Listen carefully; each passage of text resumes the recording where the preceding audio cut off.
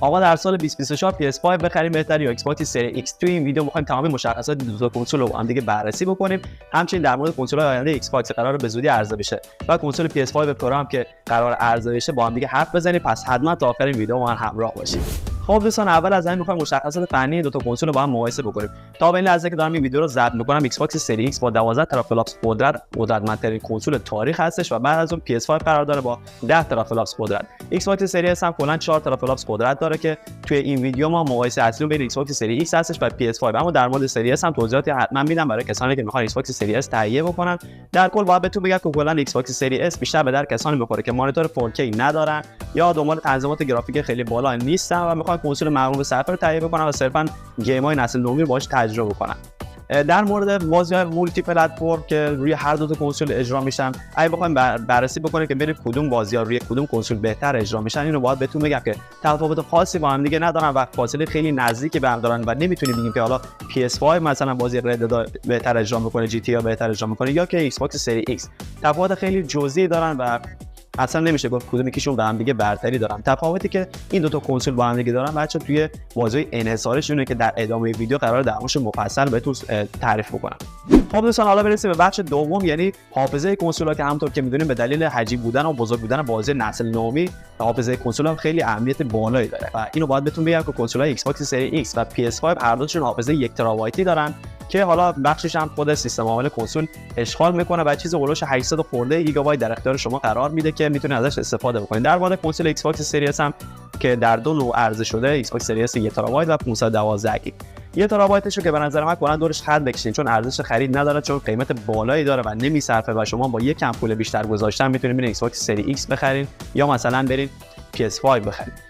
اما در مورد ایکس باکس سری اس 512 گیگ حافظه چیز حدوداً 360 خورده گیگ در اختیارتون قرار میده که قطعاً شما با این حافظه مشکل میکنید با توجه به حجمی که بازی‌ها دارن و نیاز پیدا میکنید به یک هارد اکسترنال که براش خریداری بکنید. در مورد PS5 و ایکس باکس سری ایکس هم که حافظه 1 ترابایتی دارن، اینا بچا به مرور زمان که شما بازی مختلف و جدیدی میان و عجیب‌تر میشن بازی‌ها، قطعاً به مشکل میخورید در یه مدت طولانی‌تری و نیازه که براشون یک هارد اکسترنال تهیه کنید. این نکته هم باید بهتون بگم که هارد اکسترنالی که تهیه می‌کنید فقط شما میتونید بازی‌های نسل 8 رو روش اجرا بکنید و نمیتونید بازی‌های نسل 9 رو از توی هارد اکسترنالی که خریدین اجرا بکنید روی کنسولتون و برای این کار باید دیتا بازی مثلا نسل 9 رو از توی هارد انتقال بدید روی SSD کنسول و از روی SSD کنسول بازی رو براتون اجرا بکنید. یه نکته هم می‌خوام بگم در مورد کنسول‌های PS5 اسلیم که منتشر شدن، حافظه‌ای که به شما میدن درسته 1 ترابایت اما حدوداً 200 گیگ حافظه داخلی بیشتری به شما تعلق میره روی کنسول‌های PS5 اسلیم. خب تا سراغ قسمت بعدی نرفتیم، قیمت‌های کنسول‌ها رو من بهتون بگم. شما میتونید کنسول‌های PS5 و کنسول‌های مختلفش رو از حدوداً 26 تومن تا 29 میلیون تهیه بکنید و کنسول ایکس باکس سری ایکس هم حدوداً الان توی بازار 28 خورده هستش، 28 تا 500 هستش و کنسول ایکس باکس سری اس 1 ترابایت 23 500 600 هست حدوداً که میگم ارزش نداره با توجه به قیمتی داره. شما با یکم پول بیشتر میتونید سری ایکس یا PS5 بخرید و کنسول ایکس باکس سری اس هم حدوداً 17 خورده داره توی بازار به فروش میرسه توی تاریخ امروز که من دارم ویدیو رو براتون ضبط میکنم. خب برسیم به بخش سوم موضوعمون، یعنی مقایسه کنسول‌های دسته PS5 و کلاً ایکس باکس، ببینید که کدوم یکیشون بهتره و دیرتر خراب میشه.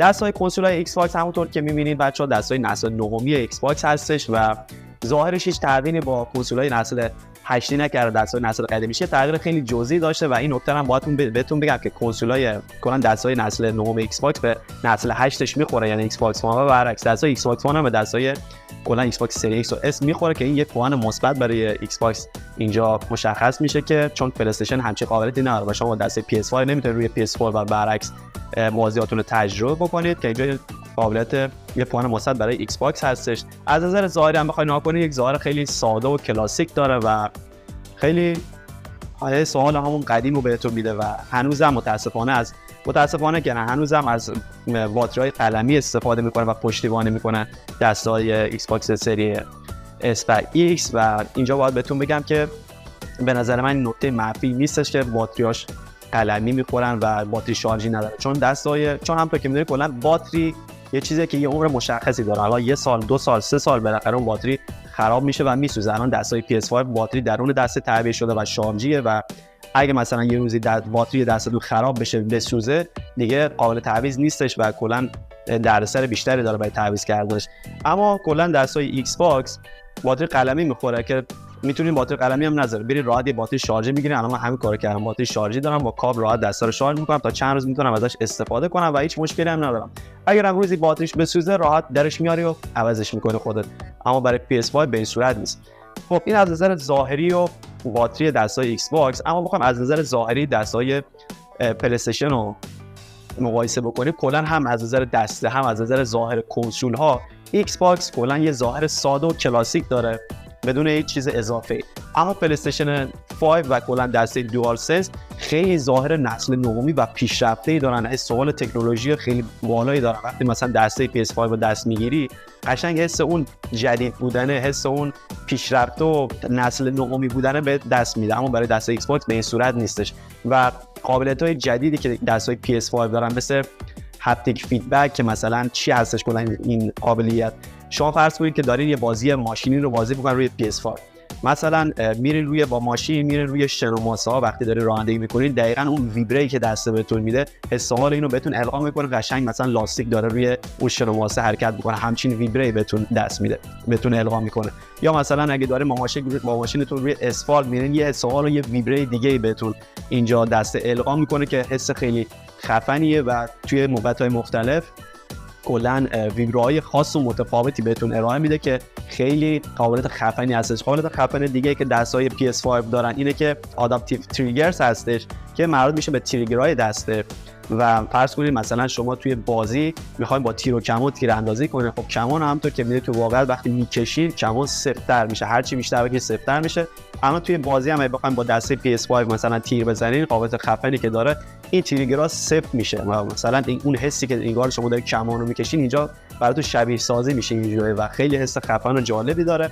یا مثلا دارید بازی شوتر انجام میدین، اسلحه داره تیر میزنه و اینجا که داریم با تریگر شما تیر میزنید، این تریگر حس حال اون لگد زدن اسلحه، اون سفت شدن تریگر حس حال ماشه رو دقیقاً برای شما القا میکنه که اینم خیلی قابلیت خفن هستش. اما در موردی که بخوایم بگیم بین دستای ایکس باکس و پلی استیشن کدومشون از نظر متریالی قوی‌تر هستن و کدوم دیرتر خراب میشن، هر کدومشون دوستان یک سری مشکلاتی دارن و نواقصی دارن. نواقص که نه، یک سری مشکلات دارن که به مرور زمان امکان داره براشون پیش بیاد. در حالت کلی چه برای کنسول چه برای دسته، کنسول ایکس باکس مقاوم‌تر هستن و کلا خرابیشون کمتره و دیرتر خراب میشن. ولی برای PS5 اینجوری بوده که کلا سری قدیم‌ترش مثل PS5 فتره سری 12 خیلی خرابی داشت و همون برای کنسول ایکس باکس کلا شاهد همچین مواردی نبودیم. از نظر دسته‌ها بخوام بهتون بگم که کدوم خرابیشون بیشتره، برای کنسول‌های پلی استیشن مشکلی که خیلی شایع هستش توی دسته‌هاش مشکل درفت کردن آنالوگا هستش. بچه‌ها درفت کردن هم اگه نمیدونید چیه، یعنی مثلا آنالوگ دستتون که خراب میشه، مثلا دستتون خودکار خودشو میکشه به سمت چپ، آنالوگ میره به سمت چپ، مثلا کاراکترتون وایساده شما حرکتی نمیکنید اما کاراکتر داره به سمت چپ میره، یا به راست یا به پایین یا بالا. کلا این درفت برای آنالوگاش پیش میاد، حالا آنالوگ راست یا چپ فرقی نداره.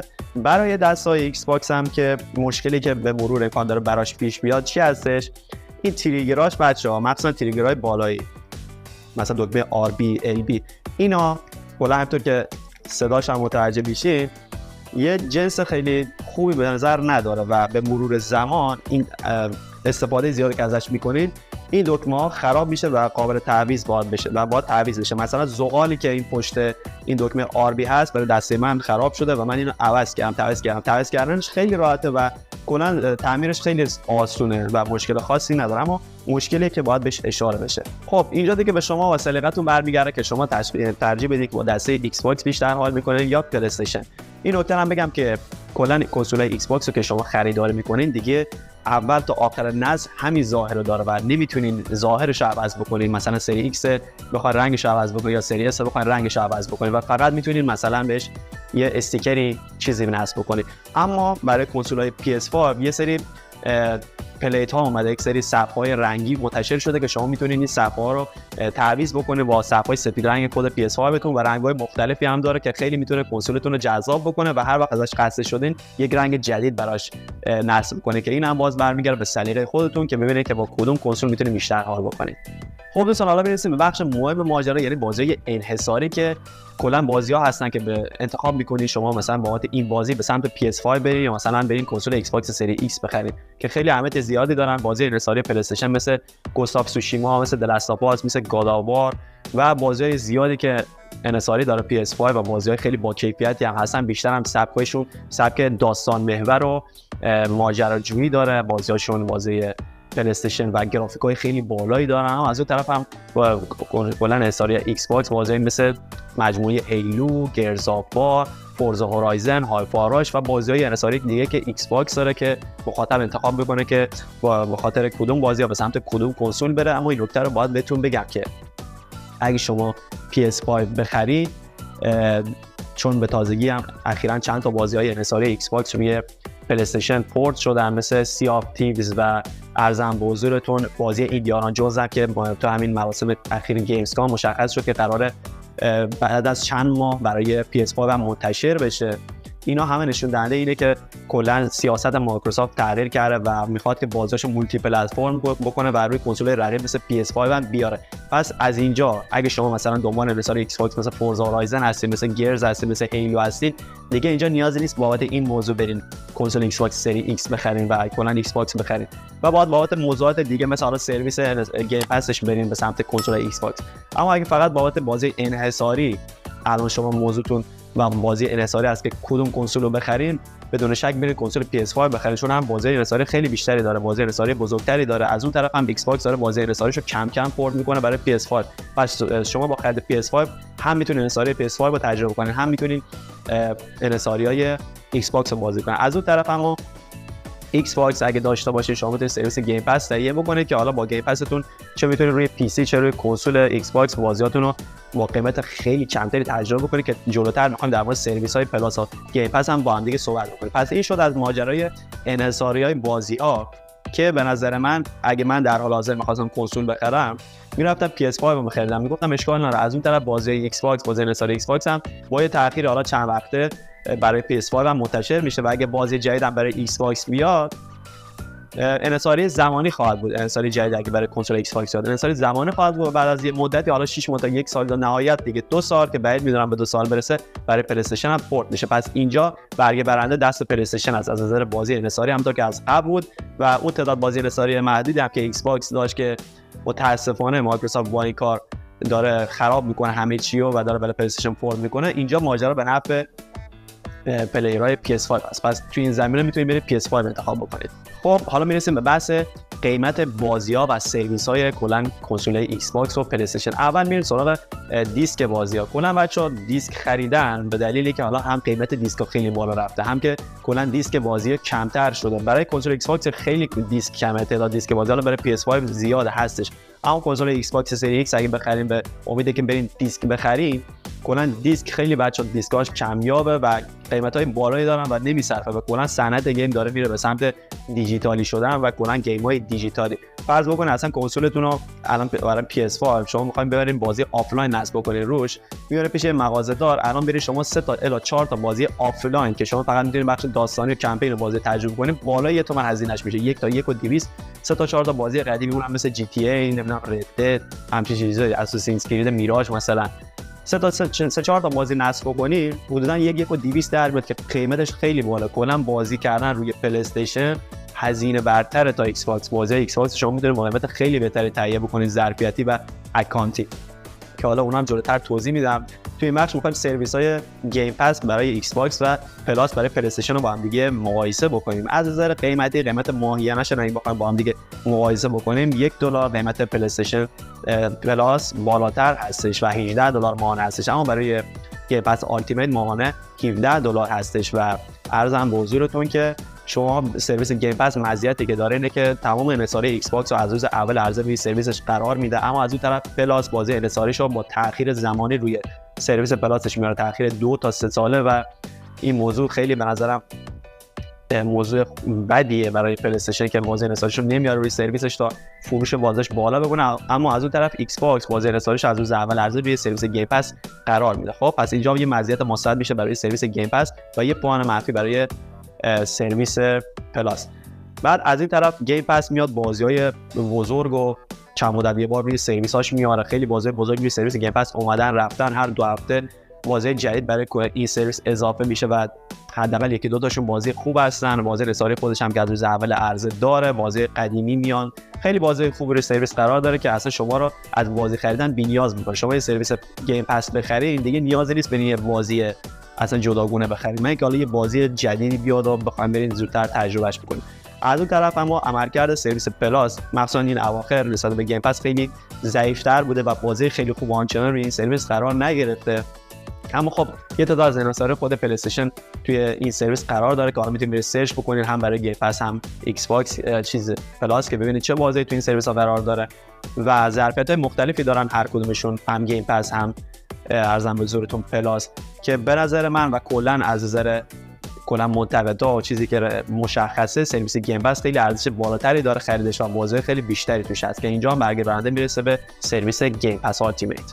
نظر شخص خودم بخوام بهتون بگم که اگه من در حال حاضر بخوام برم کنسول بخرم سمت چه کنسولی میرم، من فعلا در حال حاضر دست نگه می‌دارم. اگه مثلا می‌خواستم ایکس باکس بخرم صبر می‌کردم چون قراره که برج 7 توی مهر کنسول جدید ایکس باکس بیاد و به نظرم بهترین گزینه برای و جذاب‌ترین گزینه ایکس باکس 1 ترابایت دیجیتال هستش که رنگش سفیده و شما میتونید که یه کنسول ایکس باکس سری ایکس رو با قیمت پایین‌تر تهیه بکنید چون دیگه دیجیتالی شده و درایو نوریش حذف شده. و قرار باشه PS5 بخرم فعلا دست نگه می‌دارم چون قراره که PS5 پرو بیاد و از اون طرف صحبت‌ها و خبرایی هست که روی GTA 6 قراره که روی PS5 پرو با از همه کنسول‌ها بهتر اجرا بشه این بازی و سعی می‌کنم کنسول PS5 پرو بخرم از اون طرف و کلا به سمت کنسول‌های پلی استیشن میرم. چرا؟ چون قراره که بازی‌های انحصاری ایکس باکس هم برای پلی استیشن بیاد. حالا در کل من به خاطر این دلیل نرفتم ایکس باکس بخرم و کلا به خاطر مغروم به صرفه بودن و بازی‌های مختلفی که روی سرویسش میاره و کلا سرویس گیم پسش من رفتم ایکس باکس خریدم، اما در آینده حتما یه دونه کنسول PS5 خریداری میکنم چون دیگه نگران انحصار ایکس باکس هم نیستیم چون قراره که کم کم طبق سیاست جدیدی که مایکروسافت در پیش گرفته بازی انحصاری ایکس باکس هم برای پلی استیشن بیان یا نهایتا با تاخیر چند ماه تا یک ساله پورت بشن که دیگه نگران بازی رسالی نمیتونیم باشیم. در کل روی ایکس باکس شما میتونید ارزان‌تر بازیاتون رو ترجمه کنید، میتونید اصلا سرویس اشتراکی گیم پس بخرید. الان کاری که من خودم میکنم یه دونه گیم پس بلند مدت میخرم همیشه 13 ماه 14 ماه و از اون طرف بازیایی که میخوام حالا اکانتی خریداری بکنم که خیلی کم پیش میاد بازی بخوام خریداری بکنم، من اینکه بازی جدیدی باشه، یه بازی باشه که حالا روی سرویس نخواد بیاد و اینا، میتونید مثلا از شاپ‌های مختلف یا مثلا گپ‌هایی که توی کانال تلگرام وجود داره برین اصلا اونجا اکانت دست دوم بگیرید، اکانت بدین، اکانت بگیرید. من خودم مثلا یه اکانت استری دادم اینو ردد 2 گرفتم. حالا مثلا فرض کنید شما یه ردد 2 بخواید روی کنسول PS5 حتی آفلاینش هم نصب کنید حدودا هر بازی 300 400 تومن برای شما در میاد.